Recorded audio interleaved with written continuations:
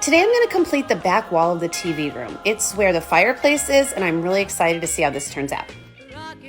I decided to do the inside of the fireplace this gray, and so far so good. I'm very happy that yesterday I stitched up all the pieces to the fireplace, so today all I'm doing with it is securing it to the back wall. Now all that's left is put the wallpaper on the back, just fill it in. And the more I stitch with this green, the more I love it.